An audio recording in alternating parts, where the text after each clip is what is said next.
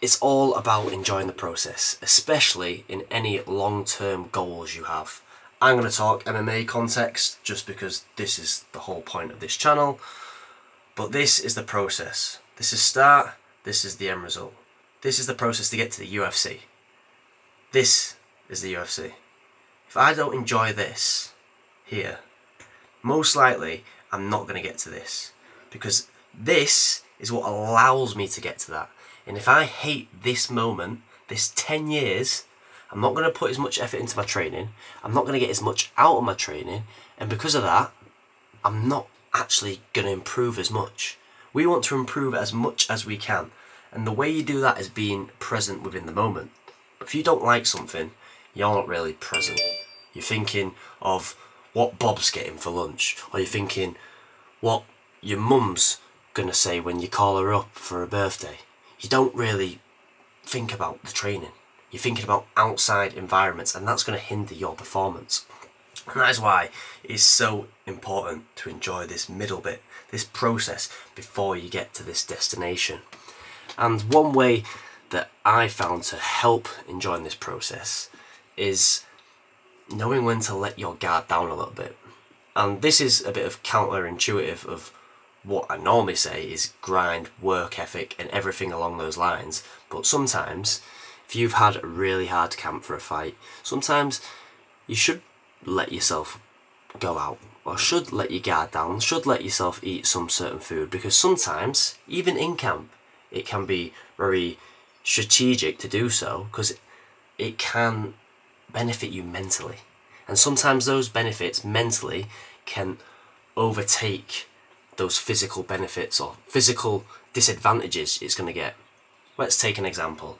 You want to go and spend the night with your mates, but you've meant to train, but you've worked really hard, and you can see and you can feel yourself getting mentally drained.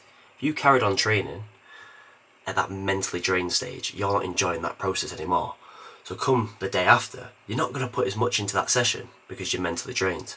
Whereas if I train and on a Wednesday afternoon I take off, even though I probably should be training, but I can feel myself mentally drained, I take off to go out with my mates, have some food, play some pool, play some darts, still get back at a reasonable time, but it was that social aspect that allowed my mental battery to go from down here to up here. I then go training Thursday morning and I smash it. And that's because my mental battery went from down here to up here. And that's why sometimes it is very important to let your guard down a little bit within training and enjoy yourself outside that certain environment. And this is what it's all about, of enjoying that process. If we're drained, I'm going to say 90% of the time, most likely it's not the sport for you.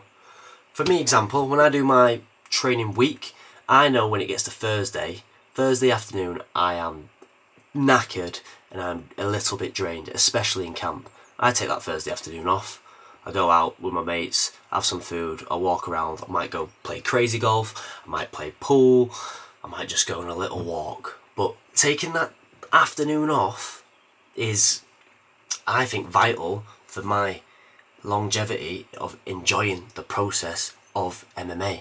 Because if I work myself to the ground every single session and smash it and I keep going even when I know I'm getting drained, I'm probably going to burn out, and we don't want that because we want to enjoy this process. That's just my little take on it.